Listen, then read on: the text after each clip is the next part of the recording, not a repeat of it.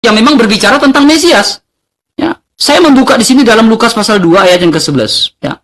Dalam Lukas pasal 2 ayat yang ke-11. Ya. Bang Juma mengatakan adalah Mesias. Betul. Mesias. Yesus adalah Mesias berdasarkan nubuatan-nubuatan dalam Yesaya 53 dan juga Yesaya 52. Saya bisa tunjukkan data sehabis ini. Tetapi yang menjadi pertanyaan saya, yang menggelitik, apakah Bang Juma meyakini bahwa Isa itu adalah Yesus? Itu menggelitik. Pertanyaan Bang Juma seolah-olah Isa adalah Yesus. Ingat, di dalam Kisah Rasul 2 ayat 36 berbicara tentang khotbah Petrus bahwa memang Yesus Kristus menggenapi segala sesuatu yang tertulis di dalam nubuatan. Dan memang dia adalah Kristus, makanya disebut sebagai Hamasya dan mendapatkan gelar sebagai Tuhan, pemilik, penguasa. Ya. Pertanyaan saya simpel, apakah Bang Juma mengakui Isa sebagai Yesus? Sehingga membuat sebuah pertanyaan seperti itu.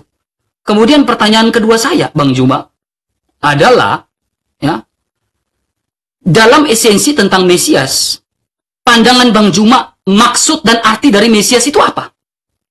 Apa arti dari Mesias? Pandangan dari Arab atau pandangan dari Israel? Ya, jadi Anda semakin menguatkan adanya perbedaan antara Kristus yang lahir di kota Daud dengan Kristus yang keluar dari kubur. Saya kasih data kepada Anda ya, supaya Anda lihat secara cermat apa yang ada di dalam pernyataan khotbah Petrus. Sederhana kok ini. Kalau kita melihat dari data 31, nih. Karena itu ia telah melihat ke depan dan telah berbicara tentang kebangkitan Mesias. Ketika ia mengatakan bahwa dia tidak ditinggalkan di dalam dunia orang mati. Ini berbicara mengenai kenaikan Mesias. Tidak ditinggalkan di dunia orang mati. Lalu kemudian, dagingnya tidak mengalami kebinasaan. Dagingnya tidak mengalami kebinasaan. Berarti Kristus yang lahir di kota Daud, itu dagingnya tidak ditinggal di kubur. Dan dagingnya tidak kemudian mengalami kebinasaan. Itu Kristus yang lahir di kota Daud, yang dilahirkan oleh Maria. Sedangkan yang dikatakan kemudian di data 36-nya ini adalah oknum yang baru disebut Kristus setelah mengalami penyaliban. Nanti setelah mengalami penyaliban kemudian baru dia diangkat, dilantik menjadi Tuhan. Ini adalah oknum yang berbeda. Kalau Kristus di data nomor 3132, Kristus yang asli, itu kemudian dagingnya tidak mengalami kebinasaan dan dia tidak ditinggalkan di kubur. Bagaimana dengan disalib? Disalib mati, disalib dikubur. Sedangkan ini adalah kemarahan Petrus kepada mereka yang kemudian menjadikan oknum tersebut sebagai korban. Lalu Petrus mengatakan, Tuhan, orang Israel harus tahu bahwa Tuhan telah membuat Yesus yang kau salibkan itu menjadi Tuhan dan Kristus. Ketika mereka mendengarkan hal tersebut, ketika mereka mengetahui hal tersebut, kemudian mereka kemudian bertaubat, mereka kemudian hatinya kemudian merasa terharu. Lalu mereka bertanya kepada Petrus dan murid-murid lain, apa yang harus kami lakukan wahai saudara-saudara? Jawab Petrus kepada mereka, bertaubatlah dan hendaklah kamu masing-masing kemudian dirimu dibaptis dalam nama Yesus Kristus untuk pengampunan dosamu. Nah, kata Petrus kemudian, berilah dirimu diselamatkan dari angkatan jahat ini. Artinya bahwa ketika Petrus mengatakan hal tersebut, itu membuktikan bahwasanya yang baru dijadikan sebagai Kristus ini, itu bukan anak Maria. Dagingnya tidak ditinggal di kubur dan dagingnya tidak mengalami kebinasaan. Sedangkan yang Anda pahami, yang Anda imani, ketika kemudian mayatnya hilang, itu sudah menandakan bahwa berbeda dengan Kristus yang dagingnya tidak mengalami kematian. Yang minum racun, yang minum asam anggur kemudian, lalu dikatakan dalam Yohanes 19 nomor 30, saatnya sudah selesai, maka matilah dia. Lalu kemudian dikuburkan sebelum Sabat. Lalu kemudian pada hari Minggu jenazahnya tidak ada, mayatnya tidak ada. Dia mengalami kematian. Sedangkan khotbah Petrus itu jelas mengatakan bahwa dagingnya tidak mengalami kebinasaan dan dia tidak ditinggal di dalam kubur. Oknum yang berbeda. Sehingga oknum ini ujung-ujungnya dijadikan sebagai Kristus bagi mereka yang menyalibkan. Bagi yang menyalibkan oknum tersebut, dijadikan korban di atas salib ini sebagai Kristus bagi mereka. Bukan bagi murid-murid Yesus, tapi bagi mereka yang menyalib oknum tersebut, dijadikannya korban yang mereka salib itu sebagai Kristus bagi mereka. Pertanyaan saya, apakah anak Maria mengalami kebinasaan? Apakah kemudian anak Maria mengalami maut? Kalau mengalami maut, lalu siapa yang dikatakan dagingnya tidak mengalami maut? Oke? Pertanyaan Anda, apakah saya mengakui Al-Masih adalah Yesus, Yesus adalah Isa alaihissalam? Saya katakan iman kami sudah sempurna. Nabi Isa datang kepada Bani Israel. Kalianlah yang bermasalah antara Yesus, anak Maria, dan Yesus yang disalib. Itu adalah oknum yang berbeda.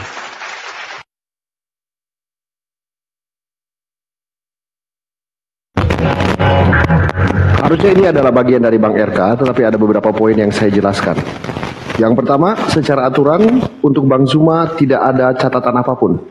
Karena pertanyaan dari Bang RK sudah dijawab. Hanya ada satu himbauan ketika menunjukkan data, kalau bisa full di layar jadi terbaca semuanya. Yang lain tidak ada catatan apapun. Karena di antara 3 note pertanyaan di 1941, semuanya sudah dijawab dengan baik oleh Bang Zuma. Yang menjadi note adalah Bang RK juga belum melakukan kesalahan apapun, tetapi saya ingin menegaskan bold point dari Bang Zuma adalah mengenai kontradiksi antara khotbah Petrus ya dengan dogmatis keimanannya kekristenan, teman-teman Kristen. Bahwa ketika Petrus mengatakan bahwa antara kontradiktif mengenai Yesus yang meninggal, kemudian daging yang hancur, kemudian kok dia meninggal, ini Kristus yang dimaksud adalah siapa sosoknya? Apakah ini adalah Kristus Yesus yang diberitakan di Perjanjian Baru, yang kemudian Gabriel memberikan kabar gembira kepada Maria, atau siapa? Tolong dijelaskan ke Bang Zuma dan saya dan teman-teman mengenai kontradiktif siapa Yesus ini gitu loh. Apakah oknum yang sama atau oknum yang berbeda seperti yang dijelaskan oleh Bang Zuma. Dua-dua masih belum melakukan kesalahan apapun karena memang di babak yang pertama ini tidak ada aturan yang ketat mengikat. Karena sudah 5 menit teman-teman, jadi tidak jadi 7 putaran ya.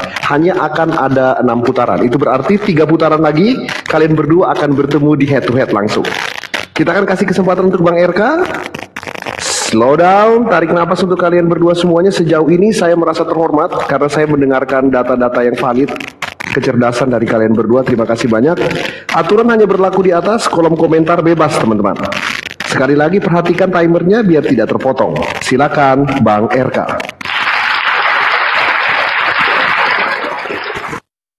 Terima kasih. Jadi pertanyaannya adalah apakah itu Yesus anak Maria? Saya bilang yes, itu Yesus anak Maria. Seperti yang dinubuatkan dalam kitab-kitab sebelumnya, ya, bahwa ketika manusia jatuh ke dalam dosa, manusia mengalami kematian. Dan ketika manusia mengalami kematian, ya, Allah menjanjikan yang namanya Mesias lagi, Mesias. Ya, datanya di mana Allah menjanjikan Allah Mesias? Ya, nih, ini dalam Targum Jonathan, Kejadian 3 ayat 15. Dia menggunakan apa? Beyome Malkah Mesiha. Ya, memang Mesiha seperti Lukas 2 ayat 11 yang dibawa adalah dari keturunan Daud. Ya, dari keturunan Daud, anak Maria. Ya, anak Maria secara jasmania. Itu anak Maria. Dan yang mati adalah Yesus Kristus. Mengapa? Karena memang sudah dinubuatkan sebagai hamba yang menderita. Ini dalam Targum Jonathan lagi. Yesaya 52 ayat 13. Ya, itu Yesus anak Maria. Karena memang apa? Mesias harus menanggung segala sesuatu seperti yang dinubuatkan, seperti yang tertulis dalam Targum Jonathan juga. Bahwa yang datang itu adalah Mesias yang disebut sebagai raja. Ya, dan hamba yang menderita di sini, ya, my servant the Messiah. Messiah, Mesiha. Hamba yang menderita adalah Yesus Kristus dan memang dia adalah Mesias.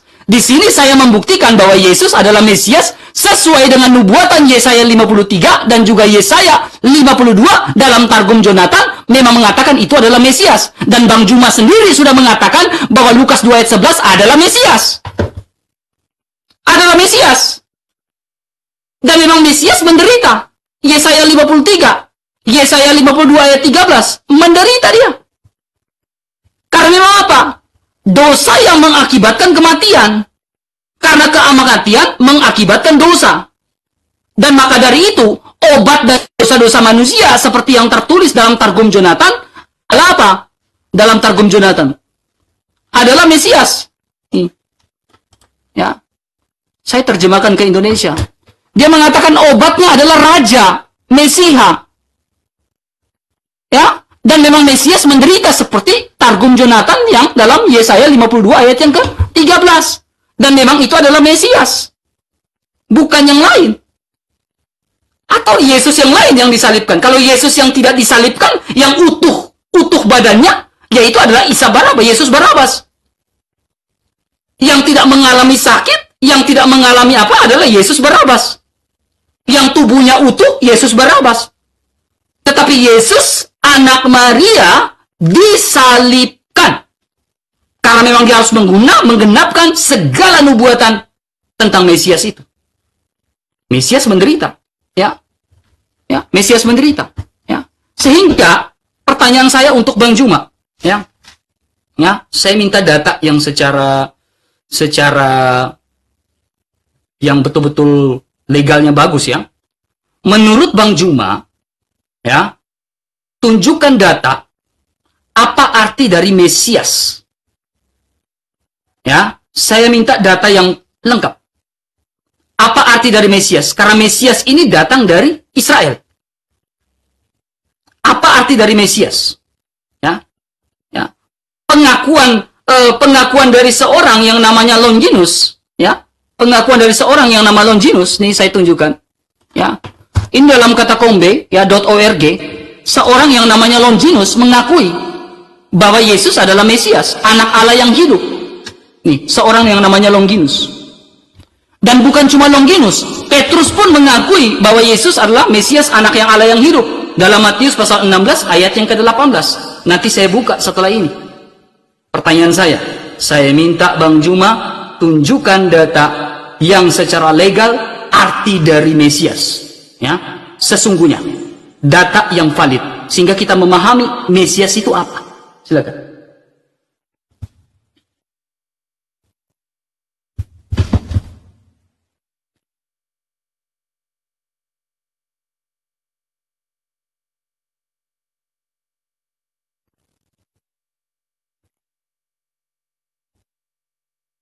Saya kasih waktu kesempatan ya untuk Bang Juma untuk menyatakan apa arti dari Mesias.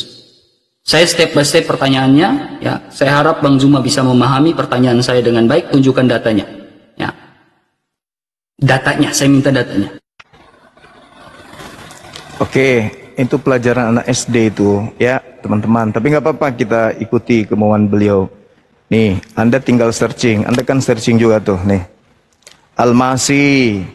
Nih, Mesiah yang berarti yang diurapi. Apakah cuma Yesus yang diurapi? Banyak yang diurapi. Salomo diurapi, Elisa diurapi, Harun diurapi, Henok diurapi. Bukan cuma Yesus yang diurapi. Jadi bukan cuma Yesus yang Mesias. Oke. Nah, kemudian Anda tadi mengatakan bahwasanya itu adalah Yesus. Di Petrus 2 itu, saudara, di Petrus 2 jelas dikatakan bahwasanya Mesias yang dinaikkan Tuhan, ya kita lihat lagi ya di Kisah Para Rasul. Nih, kitab Anda nih. Karena itu ia telah melihat ke depan dan telah berbicara tentang kebangkitan Mesias. Ketika ia mengatakan bahwa dia tidak ditinggalkan di dunia orang mati. Dan bahwa dagingnya tidak mengalami kebinasaan. Yesus inilah yang dibangkitkan Tuhan. Dan tentang hal itu kami semua adalah saksi. Dan sesudah ia ditinggikan oleh tangan kanan Elohim. Jadi dia ditinggikan oleh tangan kanan Elohim. Siapa dia? Dia yang tidak mengalami kematian. dia menerima Roh Kudus yang dijanjikan itu, maka dicurahkannya apa yang kamu lihat dan dengar di sini. Sebab bukan Daud yang naik ke surga, malahan Daud berdiri berkata, Tuhan telah berfirman kepada Tuanku, duduklah di sebelah kananku, sampai kubuat musuh-musuhmu menjadi tumpuan kakimu. Jadi seluruh kaum Israel harus tahu dengan pasti bahwa Allah telah membuat Yesus yang kau salibkan itu menjadi Tuhan. Ingat ya, Yesus yang tidak mengalami kematian tadi itu diangkat oleh tangan kanan Elohim. Bukan diangkat oleh manusia. Bukan diangkat, ditinggikan oleh manusia. Sebagaimana yang dijelaskan dalam Yohanes 8, nomor 28. Ditinggikan oleh manusia, yaitu tentara Romawi. Kalau yang dagingnya tidak membusuk ini, yang tidak jadi mayat ini, yang kemudian tidak dikubur ini, itu ditinggikan oleh malaikat tangan kanan Elohim. Tangan kanan Elohim yang menaikkan, bukan tentara Romawi. Itu yang perlu Anda pahami dengan baik. Kemudian ini kita lihat. Nih, sesudah meminum anggur asam itu, lalu dia mengatakan sudah selesai kepada kepalanya, dan kemudian dia katakan dia menyerahkan nyawanya, lalu mati dia, mengalami kebinasaan. Itu satu. Kemudian dikatakan dalam Yohanes 20, nih, Yohanes 20 nih, kitab saudara.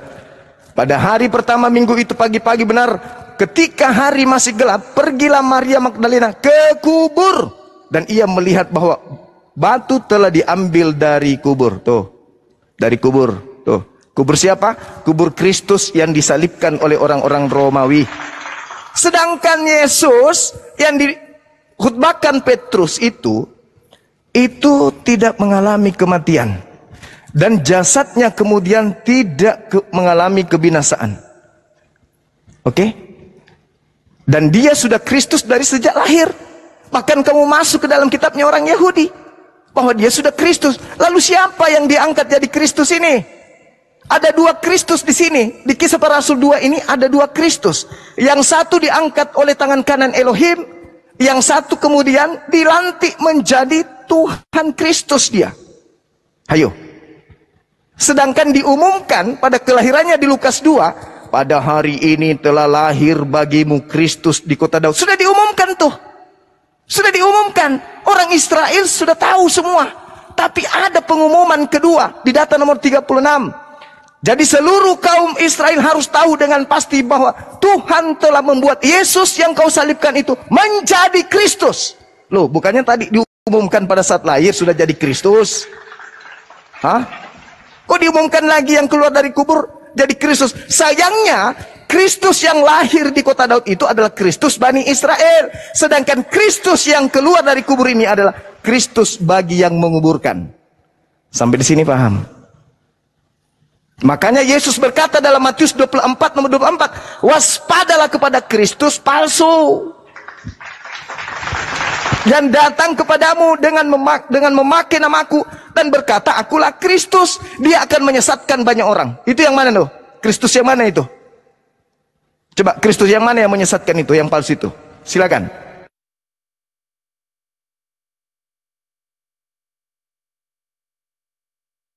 Baik, itu tadi adalah menutup putaran ketiga ya. Dan Bang RK akan memulai putaran keempat. Itu berarti tinggal 2 putaran lagi. Kita akan segera masuk ke head to head. Tapi kalau aku masuk berarti ada beberapa catatan. Seperti biasa, Bang Suma belum melakukan pelanggaran apapun. Dan memang di putaran ini teman-teman yang ada di bawah, terima kasih karena kalian peka terhadap aturan di room ini dan sudah mengingatkan. Tetapi kalian harus ingat, aku udah bilang ke kalian bahwa di putaran pertama itu hanya berlaku 2 aturan. Yang pertama, tidak boleh ada penghinaan dan penistaan dalam bentuk apapun. Yang kedua, harus bawa data. Itu aja. Dan dari tadi baik Bang RK maupun Bang Zuma tidak ada yang melanggar 2 aturan itu. Host, tapi tadi Bang Zuma ada pakai AI segala macam. Bukannya itu aturan. Itu nanti akan berlaku di TikTokan, teman-teman. Ya. Yang untuk pembidasan itu tidak masuk aturan. Oke? Jadi kita jangan cepat menyalahkan seseorang. Aturan sudah tertulis. Yang berlaku aturan di sini hanya 2, tidak boleh ada penghinaan, penistaan, dan wajib tunjuk data. Data apapun itu. Termasuk Bang RK waktu tadi bilang belum ada ISBN, nggak apa-apa, nggak masalah. Karena yang berlaku hanya dua. Nanti setelah tiktokan, head to head, nah itu akan lebih menyebalkan aturannya.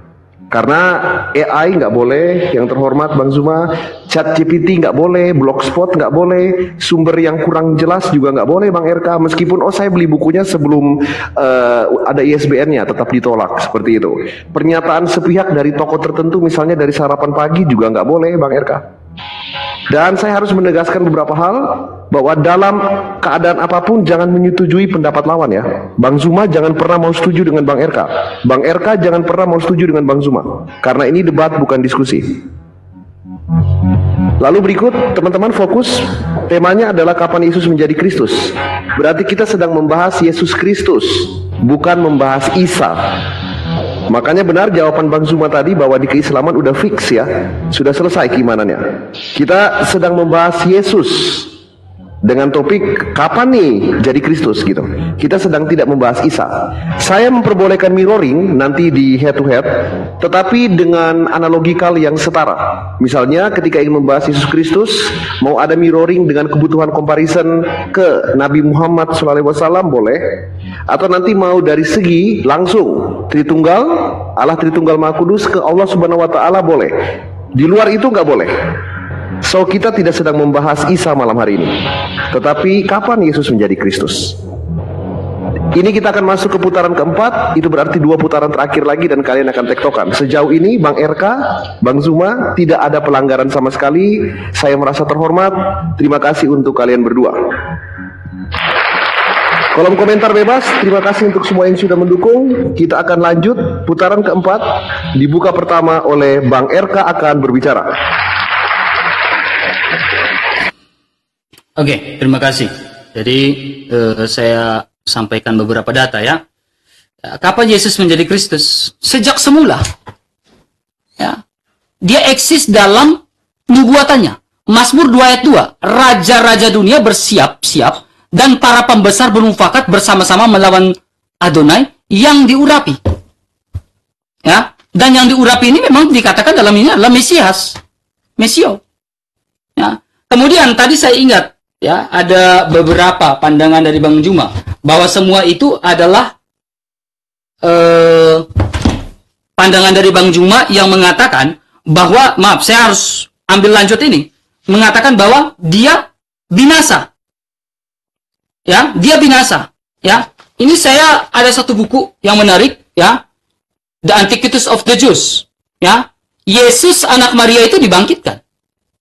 Ya, karena dia anak Allah juga. Ya, karena dia adalah Mesias.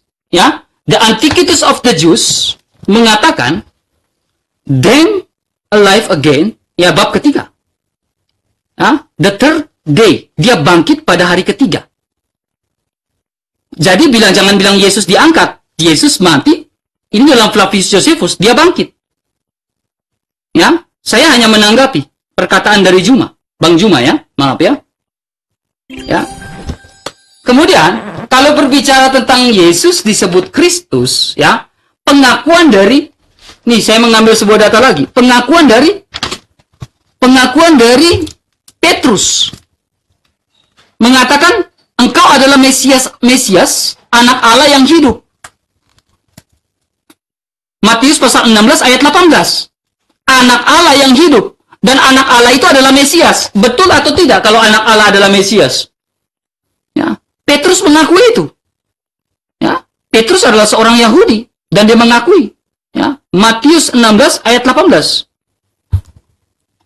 Ya. Ya. Menurut kamu siapakah anak Allah itu? Engkau adalah Mesias. Lalu pengakuan Petrus, engkau adalah Mesias. Anak Allah yang hidup. Ya, jadi anak Allah merujuk pada Mesias. Dan memang Mesias dalam praeksistensinya sudah menyatakan diri. Mazmur 2 ayat 2. Lalu yang tadi saya tunjukkan, manusia jatuh ke dalam dosa. Dan ini saya tunjukkan lagi satu data. Ya, ini dalam Sukah 52a. Ya, Sukah 52a. Mesias ben Yosef yang terbunuh. Dan memang Mesias memang harus menggenapi segala sesuatu. Ini Sukah 52 ayat yang ke-6. Yang terbunuh. Ya, pertanyaan saya, Bang Juma. Tunjukkan data secara valid apa arti dari Mesias. Sehingga kita memahami latar belakang apa yang saya jelaskan ini. Ya, Mesias memang harus menderita. Saya sudah menunjukkan Targum Jonathan. Targum Jonathan 52, Yesaya 52. Merujuk pada Mesias yang menderita, hamba yang menderita adalah Mesias. Dan Yesus Kristus menggenapi segala sesuatu dengan kematiannya di atas kayu salib. Dan bangkit pada hari ketiga, dan saya menunjukkan data dari Flavius Josephus, the Antiquities of the Jews. Ya, dan itu Mesias menggenapi segala sesuatu. Makanya saya tanya, apa arti dari Mesias? Saya minta data resmi. Ya, saya minta data resmi. Saya bukan data AI, data resmi yang saya butuh. Apa arti dari Mesias? Ya, kalau Mesias datang dari Arab, ya silakan gunakan sudut pandang Arab. Kalau Mesias dari Indonesia, gunakan sudut pandang Indonesia.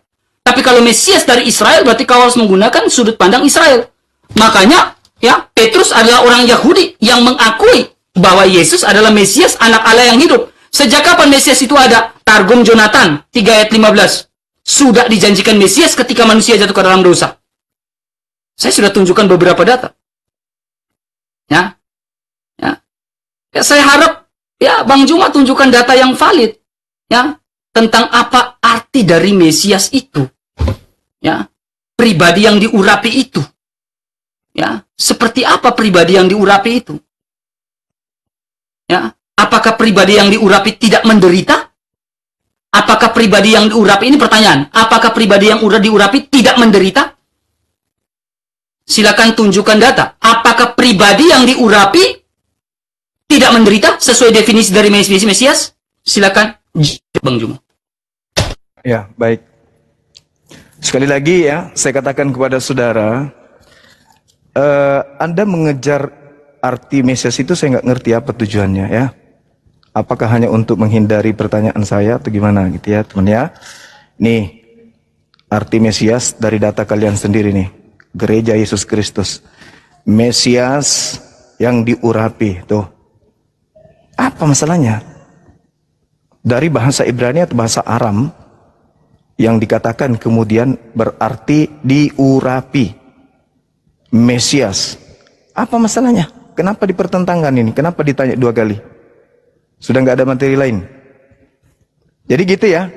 Yang saya tuntut kepada saudara habis ini, tolong kamu baca terjemahan dari Targum Jonathan tadi. Kejadian 3 nomor 15. Apakah itu berbicara mengenai Yesus? Atau itu berbicara mengenai Raja Mesiha?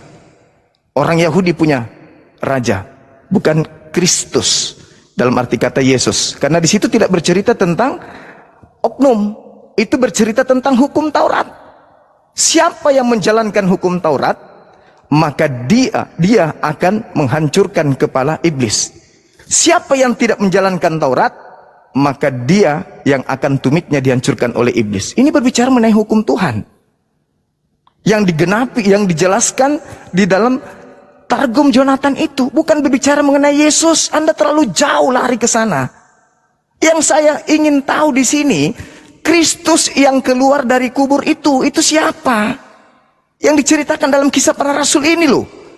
Kalau Anda mengatakan itu adalah Yesus Barabas, sejak kapan Yesus Barabas diangkat oleh tangan kanan Elohim? Nih, coba Anda baca nih. Di data nomor 33 itu. Dan sesudah ia ditinggikan oleh tangan kanan Elohim dan menerima Roh Kudus sejak kapan? Sejak kapan? Sejak kapan? Yesus Barabas itu kapan dia diangkat ke langit? Kapan? Kapan dia dinaikkan, ditinggikan oleh tangan kanan malaikat? Tangan kanan Elohim kapan? Di mana itu tertulis? Ini berbicara dua oknum. Ada Kristus yang kemudian tidak mengalami kematian. Sudah jelas dalilnya tertulis. Karena itu ia telah melihat ke depan dan telah berbicara tentang kebangkitan Mesias. Ketika ia mengatakan bahwa dia tidak ditinggalkan di dunia orang mati. Dan bahwa dagingnya tidak mengalami kebinasaan. Anda mengatakan itu adalah Yesus Barabas. Apa nyambungnya? Apa memang Yesus Barabas yang kemudian diangkat ke langit? Sedangkan ini adalah oknum yang tidak mengalami kematian dan tidak ditinggalkan di alam kubur. Sedangkan yang mengalami kematian ini, begitu keluar, dijadikan Tuhan oleh mereka yang menyalibkan. Siapa oknum ini? Di dalam Kisah Para Rasul 2, nomor 36, orang Israel harus tahu bahwa Yesus yang kau salibkan itu telah dijadikan menjadi Tuhan dan Kristus. Sedangkan anak Maria pada hari ini telah lahir bagimu Juru Selamat Kristus Tuhan di kota Daud. Loh, dia sudah pada saat lahir sudah diumumkan kepada Bani Israel, hari ini telah lahir bagimu Kristus. Tapi mereka kemudian yang menyalib oknum yang bernama Yesus ini, yang mereka katakan Yesus, dijadikan saat itu juga menjadi Tuhan dan Kristus bagi mereka yang menyalibnya. Makanya mereka diminta bertobat. Dan apa kata Petrus di data nomor 40-nya itu? Berilah dirimu diselamatkan dari angkatan jahat ini. Angkatan jahat siapa? Yang menyalib. Karena yang menyalib ini dihadiahkan Tuhan oleh apa yang mereka salib, dikembalikan kepada mereka untuk menjadi Tuhan dan menjadi Kristus bagi mereka. Pertanyaan saya, saudara, siapa Kristus yang diberikan kepada si penyalib-penyalib ini? Karena anak Maria tidak mengalami kematian, dagingnya tidak membusuk, tidak ditinggal di dunia orang mati. Itu siapa yang jadi Kristus ini? Karena kalau Yesus anak Maria, Anda sendiri capek-capek, Anda kemana-mana, Anda capek kemana-mana. Ini yang kita bahas ini dari semalam loh. Siapa Kristus yang baru jadi Kristus setelah dia dikubur ini? Itu siapa? Bukankah Yesus sejak lahir dia sudah Kristus? Coba Anda jelaskan kepada saya, itu Kristus siapa itu? Silakan.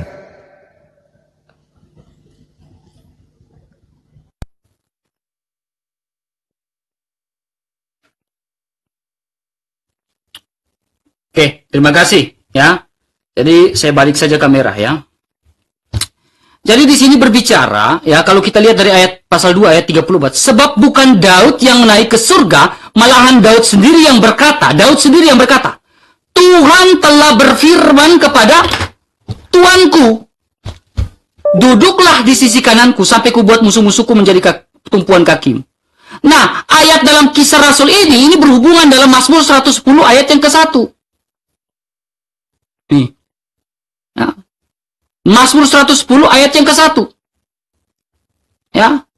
Karena ini ya tongkat kerajaan dari Sion ya pada hari tentaramu ayat ke-4. Tuhan telah bersumpah ya, dan ia tidak akan menyesal, engkau akan adalah imam selamanya menurut Melkisedek. Ya. Di dalam Mazmur 110 ayat 1 ini, bahwa Tuhan duduk dari sebelah kananku ini akan berhubungan dengan Matius. Nih. Matius pasal 22 ayat yang ke-41. Mereka ketika orang-orang Farisi sedang berkumpul, Yesus bertanya kepada mereka, katanya, apakah pendapatmu tentang Mesias? Anak siapakah dia? Kata mereka, anak Daud, seperti yang dibacakan oleh Bang Juma tadi di Lukas 2 ayat 11. Kata mereka kepada mereka, jika demikian, bagaimana mungkin Daud yang oleh pimpinan roh dapat menyebut dia, Mesias, adalah tuannya ketika ia berkata, duduklah di sebelah kanan, ini Mazmur 110. Kutaruh di bawah kakimu. Jadi, lihat ini penjelasan Yesus. Jika Daud menyebut dia Mesias adalah tuannya, jadi orang Israel menyangka Daud ini raja besar. Memang Daud raja besar. Tetapi bagaimana mungkin Daud yang adalah raja besar memanggil keturunannya sebagai tuan? Ya. Sehingga dalam Kisah Rasul 2 ayat 36 itu, Petrus berkhotbah kepada mereka yang menolak Yesus sebagai Mesias. Petrus berkhotbah dalam Kisah Rasul 2 ayat yang ke-36. Nih. Ya, Bang, coba perhatikan ini. Ya. Jadi seluruh kaum Israel harus tahu dengan pasti bahwa Allah telah membuat Yesus yang kamu salibkan itu menjadi Tuhan.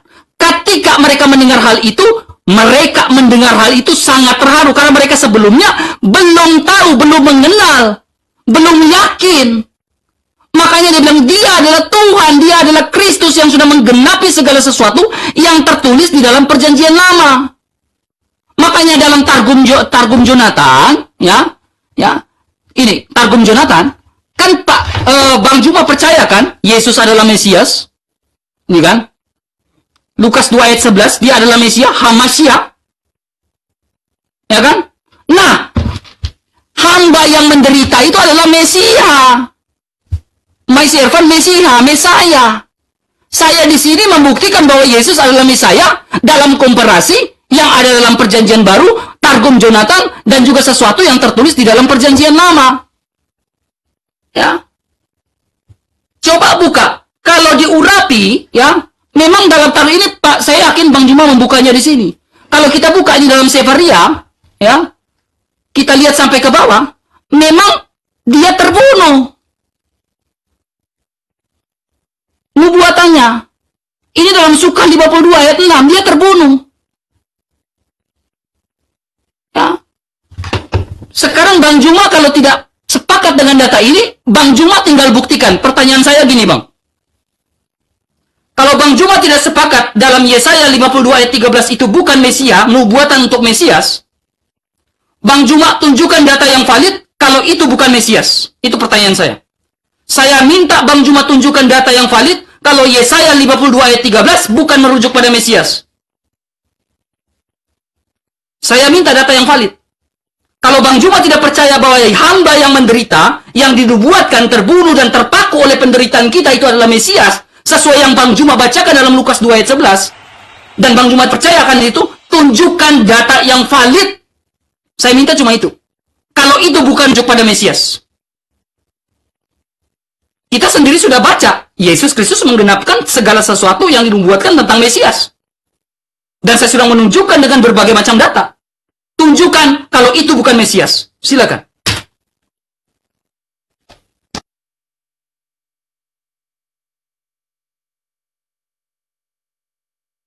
Oke, baik.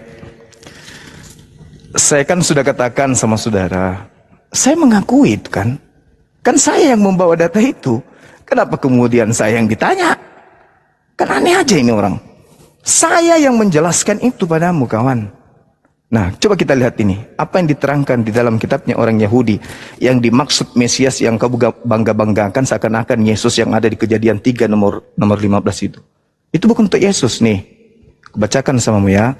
Mereka akan mengabdi kepada Tuhan, Elohim mereka. Dan kepada Daud, raja mereka, yang ku bangkitkan bagi mereka. Itu data pertama. Coba Anda lihat di dalam Hosea. Hosea 3 nomor 5. Sesudah itu orang Israel akan berbalik dan akan mencari Tuhan Elohim mereka. Dan Daud, raja mereka, mereka akan datang dengan gemetar kepada Tuhan dan kepada kebaikannya pada hari-hari terakhir. Kemudian kita lihat dalam Yeskel 37. Tempat kediamanku pun akan Yeskel 37 nomor 25, sorry ya. Kita ulang.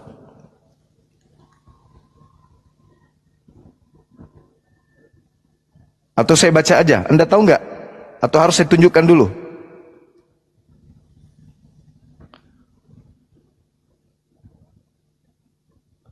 (25) Nih dikatakan di sini. Mereka akan tinggal di tanah yang kuberikan kepada hambaku Yakub, di mana nenek moyang mereka tinggal. Ya, mereka, anak-anak mereka maupun cucu mereka akan tinggal di sana untuk selama-lamanya. Dan hambaku Daud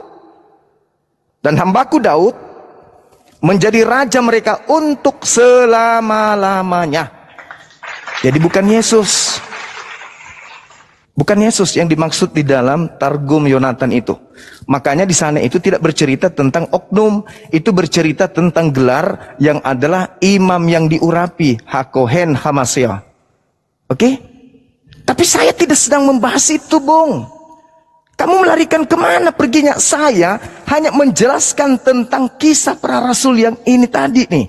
Ketika Anda mengatakan bahwa Daud, justru itu menguatkan. Kalau Daud saja memanggil Tuhan kepada dia, berarti siapa oknum yang tidak mengalami kematian, yang duduk di sebelah kanan Tuhan ini, yang diangkat oleh tangan kanan Elohim ini.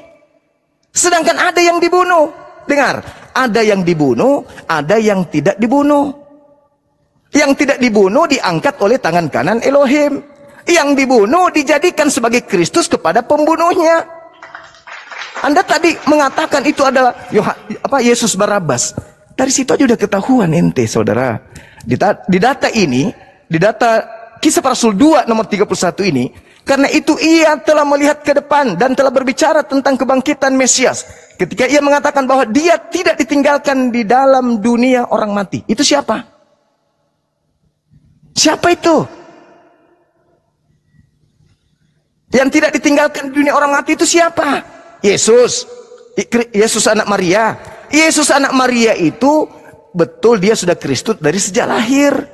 Sedangkan oknum yang ini ketika dijelaskan oleh Petrus bahwa yang lahir pada hari itu di kota Daud itu sudah Kristus, mayatnya nggak ada, dagingnya tidak binasa, dan dia tidak ditinggalkan di kubur. Sehingga yang kau salibkan ini, yang binasa ini dijadikan menjadi Kristus spesial untuk kalian. Di situ ada dua oknum. Ada Kristus yang tidak mengalami kematian, yang sudah Kristus sejak lahir. Ada yang mengalami kematian, setelah bangkit kemudian baru menjadi Kristus. Roma 14 nomor 9. Nih, tuh. Sebab untuk itulah kemudian Kristus telah mati dan hidup kembali, supaya ia menjadi Tuhan baik atas orang-orang mati maupun atas orang-orang hidup. Nah, itu mati tuh.